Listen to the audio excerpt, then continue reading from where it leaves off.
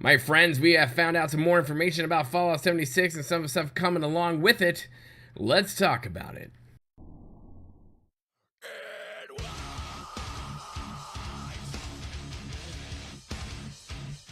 Well, hello my friends, Boomy here once again with another video for you, my Fallout brothers and sisters, lovers of the wasteland. My friends, we have some new news coming out from the Fallout 76 world, some stuff we've learned in a giant article that I will be picking apart and doing for the next couple of videos. And if this is your first time here on the channel, make sure you hit that subscribe button, because if you do, I will grant you serenity and ample supplies of coffee.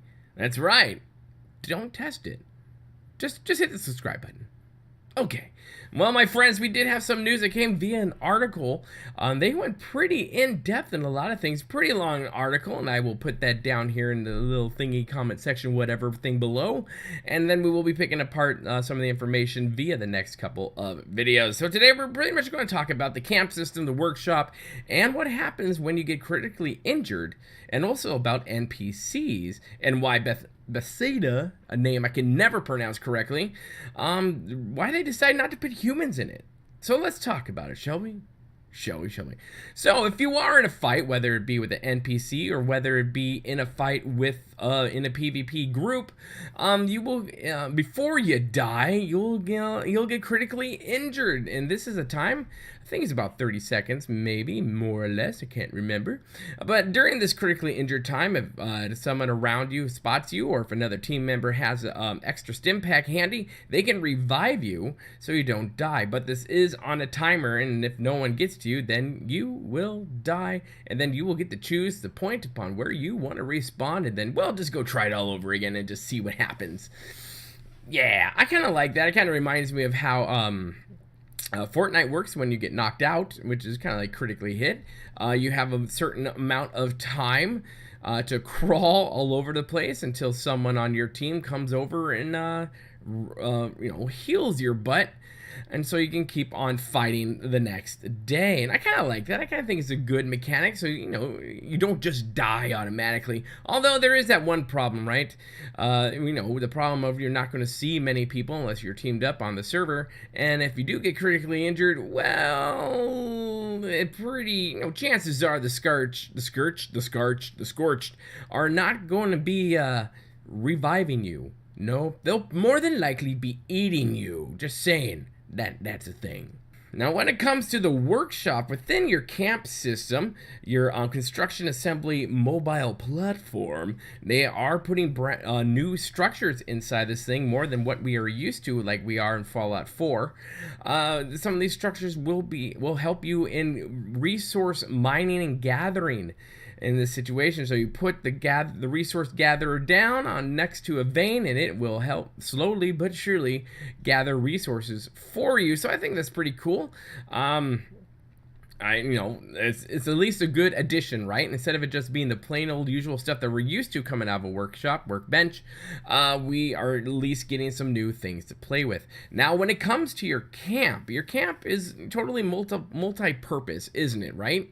So when you have your camp system out, this is your primary, your thing. This is like your workbench. This is it. This is what you got, and you can take it with you wherever you want. And a couple cool things about this actually, is this is what holds your blueprints inside it. So that if you do need to move your base, or if for some weird reason, I don't know, a Deathclaw comes and poops on everything, and you just need to redo everything, your blueprint thing on your camp will help you do that as well. Another cool thing is that it will be there for you for a respawn point and for a quick travel as well. And I thought that was pretty cool. It's kind of like a homing beacon in a sense that you can use. Another thing that camp does allow you to do is put your stash away. It has a stash system out there. Now there will be other places you can put your stash, and one of them being the train station or the Red Rocket.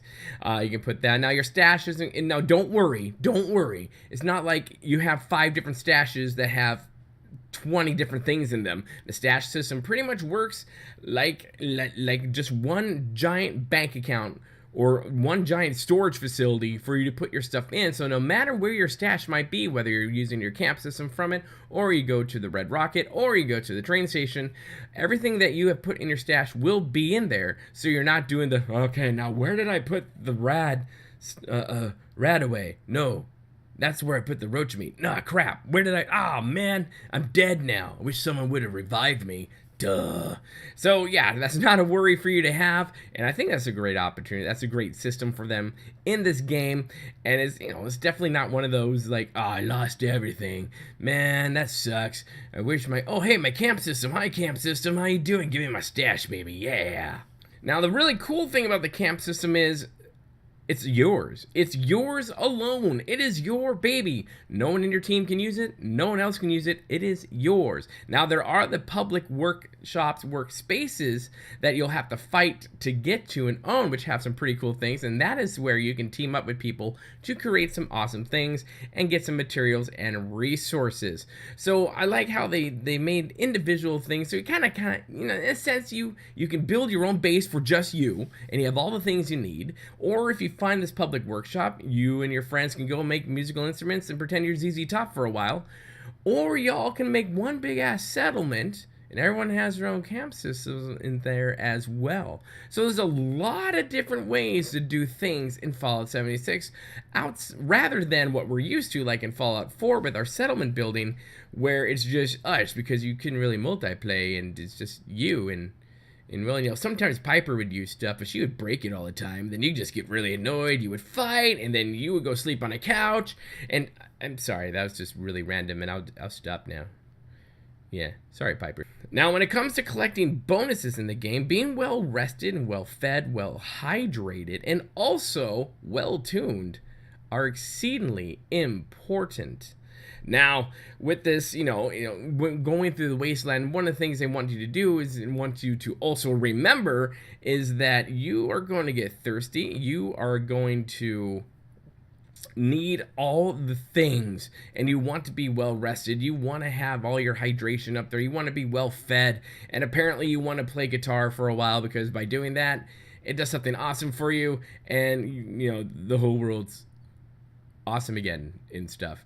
But that's really cool. Kind of reminds me how like World of Warcraft does it. When you go to a certain area, that's a rest area, and if you stay there long enough, you have rested XP. You get certain bonuses from that as well. And the same thing with SWTOR, and I believe some other games that I cannot remember right now. So you can see where Bethesda is really, you know, picking and choosing from other games and other things that they can do for Fallout 76. Now, when it comes to NPCs, one of the things that Pete Hines said, and one of the things this article says, a lot of people have been asking about, like, why are there not human NPCs that we can talk with and, you know, just mingle around with? Why not? Where are they?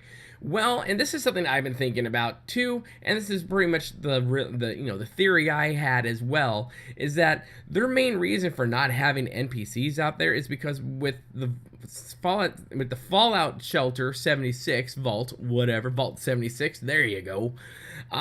You are the only humans left. So everything from Fallout 1, 2, 3, and 4, we are, the 76ers, are their great granddaddies and grandmammies. Or, yeah, something like that. So, I mean, that totally makes sense, because, you know, it's been 25 years. You know, there probably were some survivors, and as we saw in the gameplay video, you did see some raiders that were there, and you did see some first responders that were there.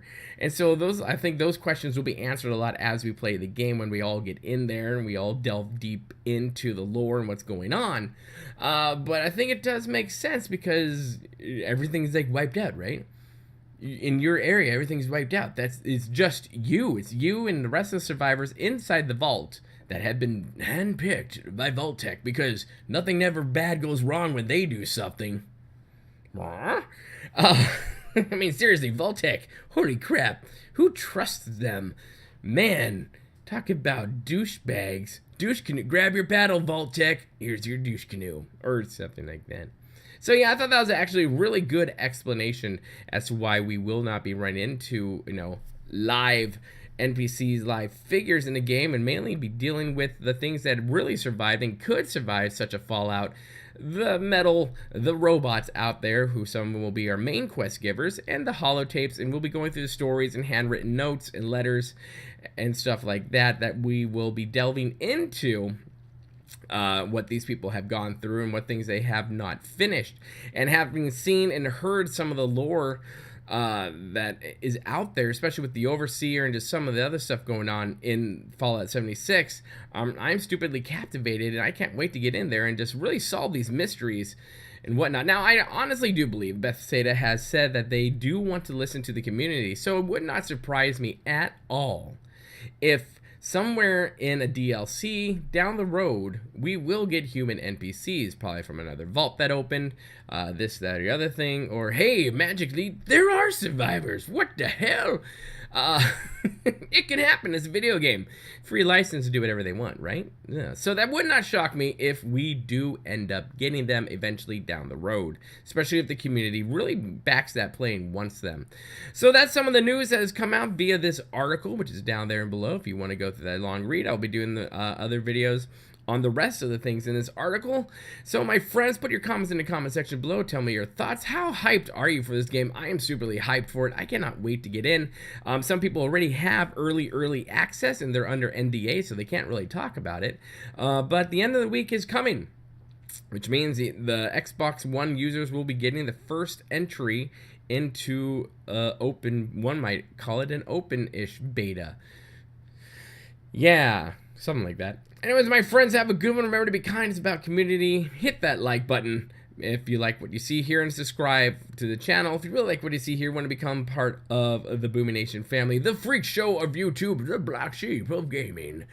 And if you really want to support me on a more personal level, make sure you check out the Patreon for all kinds of cool, I almost said cute, they could be cute, but cool perks as well. My friends, again, have a good one. Remember to be kind. It's about community, and we'll see you later. Good day.